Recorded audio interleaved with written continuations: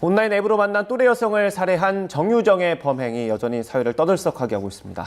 범행 동기가 무엇인지를 두고 여러 분석이 나오는데요. 우선 사이코패스 검사를 진행한 결과 수치가 정상인 범주를 넘어선 거로 전해졌습니다.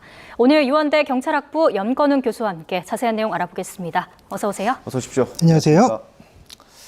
일단 시청자 여러분들의 이해를 돕기 위해서요. 수사기관에서 범죄 심리 분석 자문을 많이 해주신 프로파일러로 활동을 하셨다고 들었습니다. 일단 이 프로파일러가 어떤 일을 하는지 설명을 해주시면 도움이 될 것 같습니다. 네, 프로파일러의 이제 사전적인 의미 자체가 윤곽을 그린다라는 뜻입니다. 그러니까 이 범죄의 윤곽을 그린다라는 이야기인데요.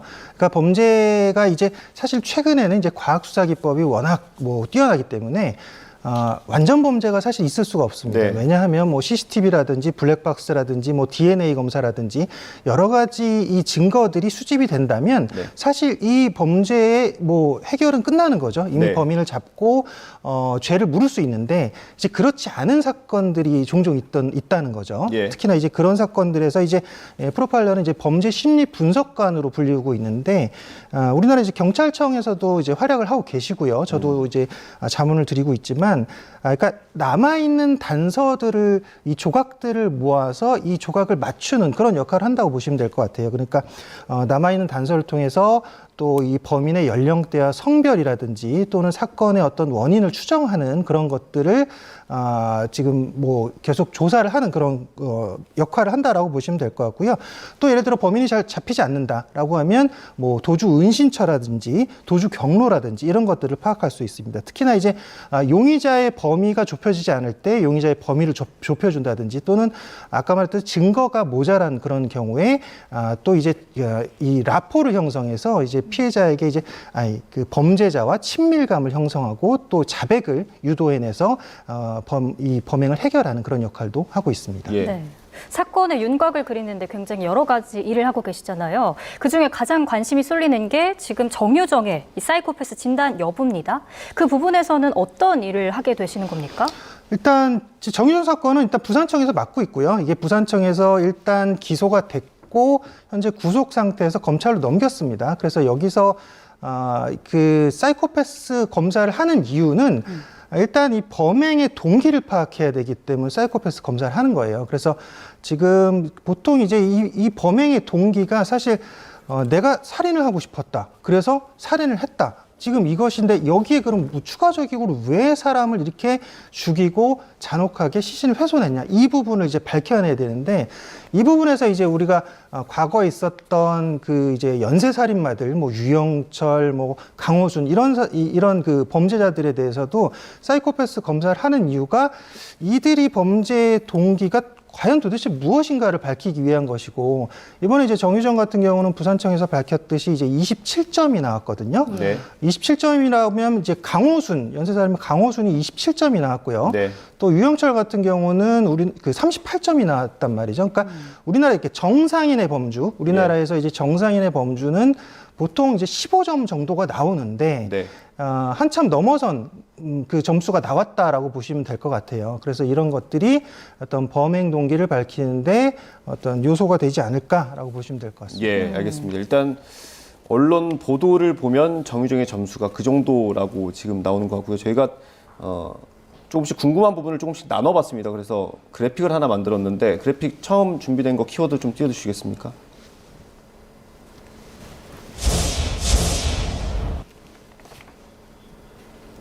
네, 정유정은 사이코패스냐 이거 가장 궁금한데 이 점수로 정유정이 사이코패스다 아니다 이렇게 무자르듯이 구분할 수 있습니까?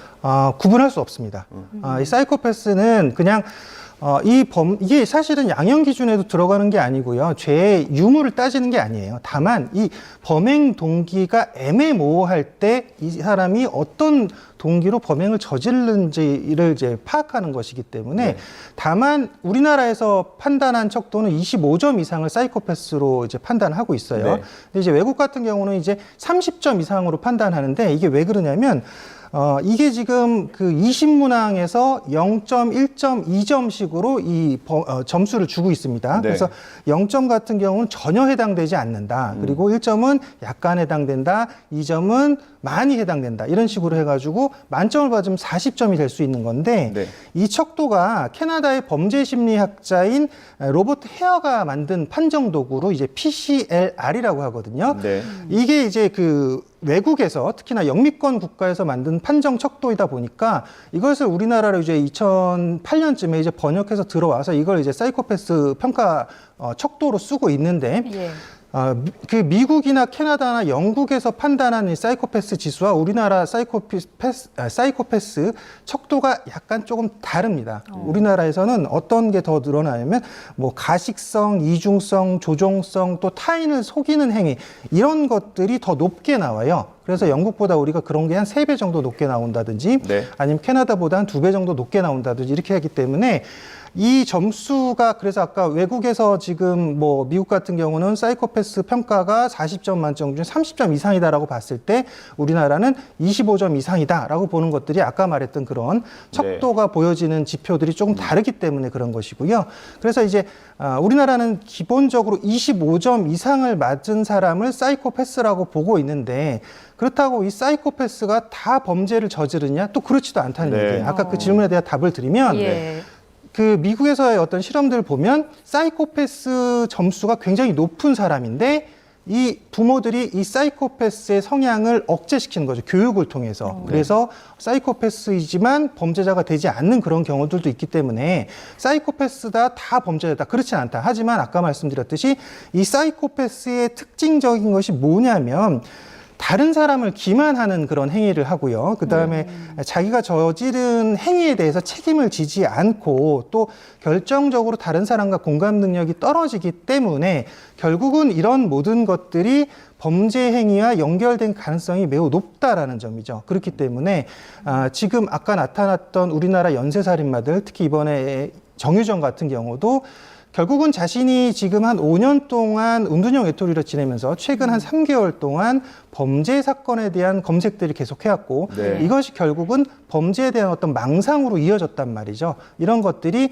자신이 갖고 있던 이런 사이코패스적인 성향과 더불어서 이 망상이 더해져서 이제 범죄를 저질렀을 것이다라고 우리가 이제 추정할 수 있는 거죠. 알겠습니다. 저희가 두 번째 준비된 그래픽이 있습니다. 예. 네, 키워드 보여주시죠.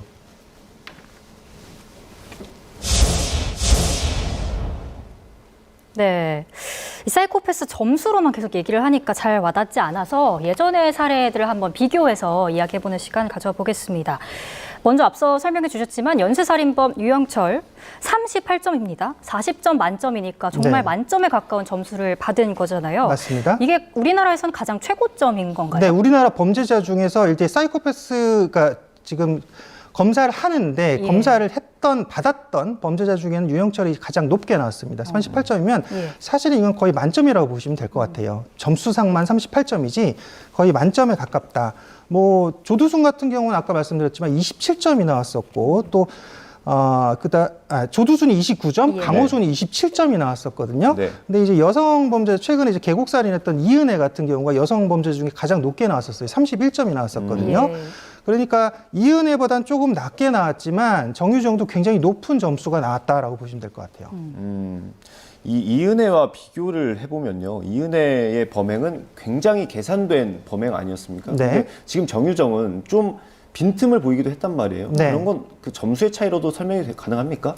그러니까 이 범행 동기가 다르죠. 이은혜 같은 경우는 자신의 어떤 그 안위, 행복을 위해서 범죄 타겟을 결정을 하고서 저지른 범죄인 것이고 지금 정유정 같은 경우는 나는 살인을 하겠다라고 해서 범행 대상을 거꾸로 물색한 경우죠. 그렇기 때문에 오히려 사실 사이코패스, 우리가 생각하는 그런 사이코패스 사실은 불특정 다수를 대상으로 범행 대상을 찾아서 살인을 하겠다라는 그런 우리가 생각하는 사이코패스에는 사실 정유정이 더 맞다고 보시면 될 것 같아요. 그 범행 동기 부분에 있어서 말씀해 주시는 거죠? 네, 맞습니다. 네. 그렇군요. 또 이기용도 한번 살펴보면 네. 진단 불가 결론이 나오기도 했잖아요. 네, 네. 진단 불가가 뭐예요? 그 사이코패스를 판단하는 기준에 지금 충족하지 않았다라고 경찰이 발표를 했어요. 그래서 이게 사이코패스를 무슨 살인범죄가 났을 때 이 사이코패스를 무조건 이 척도로 검사하는 게 아닙니다. 특정 사건에 있어서 이게 사안이 좀 심각하다든지 또는 잔혹한 살해 방식을 썼다든지 이랬을 때 이제 사이코패스 여부를 이제 판단을 하는 건데 이기영 같은 경우는 사이코패스를 판단한 여러 항목 중에 일부 항목에 대한 평가 자료가 현재로서는 부족하다라고 경찰이 밝혔거든요. 그러니까 사이코패스로 그 판단하기가 어렵다라고 한마디로 얘기한 건데, 추가적으로 그 전주환 같은 경우 있었어요. 신당동 살해. 그것도 굉장히 잔혹했었잖아요. 그래서 전주환 같은 경우도 그럼 사이코패스 아니냐라고 이제 궁금해했었는데, 경찰에서 밝히기로는 이 사이코패스와 스토킹은 양립하기가 어렵다. 이건 사이코패스랑 스토킹은 좀 다른 거거든요. 왜냐하면 사이코패스는 누구 좋아하지 않습니다. 근데 전주환은 누굴 좋아했죠. 연민 이런 게 없으니까 좋아할 수도 없는 건가요? 그렇죠. 감정의 공감 능력이 떨어지기 때문에 사이코패스는 그래서 누굴 좋아하지 않죠. 좋아한다고 해도 그거는 범행을 목적으로 해서 좋아하는 척을 할 뿐이지 실제로 좋아하지는 않습니다. 그러니까 이런 거라고 보시면 돼요. 타인이 눈물을 흘렸어요. 예를 들어 피해자가 이 사이코패스가 살해를 했어요. 근데 살해 현장에서 그 옆에 같이 있던 동료가 있다고 가정을 하면 울 거 아니에요. 그렇죠. 슬프니까. 근데 무섭고 그래서 두려운 감정도 있을 것이고 무서운 감정도 있어서 울고 있는데, 사이코패스는 거기서 그 사람을 보면서 전혀 공감하지 못한다는 거죠. 왜 울어? 이렇게 생각하는 거예요. 이게 사이코패스의 특징이라고 보시면 되는데, 아까 이제 전주환 같은 경우는 이제 그 아까 말했듯이 스토킹은 이제 누구를 극렬하게 이제 사실 잘못된 형태로 쫓아다니다 보니까 나타나는 그런 악질적인 범죄이기 때문에 요거는 이제 그렇게 판단을 했었고요. 이기영 같은 경우는 이제 또 아까 말했듯이 사이코패스로 좀 판단하기 좀 어렵다라고 했는데, 옛날에 그 김태현 같은 경우도 있었어요. 세모녀 살해했던 그 사건 있잖아요. 거기도 이제 범행 계획이 치밀해서 반사회적 성향은 나왔다라고 했는데 이것이 사이코패스 기준에 좀 맞지 않는다 이렇게 판단했던 사례도 있습니다. 마지막으로 저희가 한 1분 정도 남았거든요. 짧게 답변해 주셔야 될 것 같은데. 네. 이 점수 그러니까 검사를 한 이후에 진단하는 과정이 어떻게 되는지 궁금한데, 네. 그 검사 과정에서 하나 궁금한 게, 저희가 SNS 보면은 너 이런 답변하면 사이코패스에 가깝대라고 네. 하는 것들 있잖아요. 네네. 그게 실제로 있는 거예요? 네, 맞아요. 그게 실제 있는 거고요. 지금 20문항이 나온 게 있을 거예요, 인터넷에. 실제로 그게 척도입니다. 어느 결혼식에 가서 뭐 하고 이런 얘기들 정확히 기억 안 나는데. 대화를 잘 이끌어가는 것을 매력적으로 생각한다. 1번 문항이 있고요. 2번 문항 내가 가진 것의 나의 가치에 대해 자랑하고 다닌다. 이 주변에 거짓말에 능하다. 이런 문항들이 이제 20가지가 있는데, 여기에 이제 특이한 문항이 보면 그런 게 있어요. 18번 문항 연애를 길게 이어가지 못한다. 이런 문항이 있는데, 이게 왜냐면 사이코패스는 실제로 연애를 길게 하지 못합니다. 다만 연애를 길게 한다는 것은 그 상대방을 종속시켜서 이 사람을 이제 사실 이용하려는 그런 의도로 연애를 길게 가는 것이지, 기본적으로 연애를 짧게 할 수밖에 없고요. 그래서 여기에 보면 오히려 범죄 같다. 이게 딱 범죄 문항이다라고 생각하는 문항이 이것이 사이코패스 지수를 판단한 게 아니라 여기 판단하는 문항이 1, 2, 3, 4, 7, 8, 9 등등 이것까지 제가 말씀드릴게요. 이게 판단하는 문항도 있어요. 애매모호한 문항들이 오히려 이 사람에 대해서 성향을 판단할 수 있는 그런 사이코패스 지수로 나타내는 문항들이 있는데, 이게 이것만 보고 사이코패스를 판단하는 게 아니라 과거 행적들도 보고요. 또 성장 과정도 보고요. 특히나 이제 정신건강의학과적인 진단과 과거 범법행위, 또 프로파일러 실제로 면접한 그 결과를 모두 종합해서 이 사이코패스 지수를 판단하는 겁니다. 특히나 이제 정유정 같은 경우는 아마 그게 떨어졌을 또 봐야 되는데, 이제 그 과거 성장 과정 이런 쪽에서 사회적인 결핍이 굉장히 심하죠. 이런 것들이 점수가 높게 나왔을 겁니다. 알겠습니다. 여러 가지를 종합적으로 판단한다는 말씀으로 이해를 하면 될 것 같습니다. 오늘 말씀 여기까지 들어야 될 것 같습니다. 염건웅 교수였습니다. 감사합니다. 고맙습니다.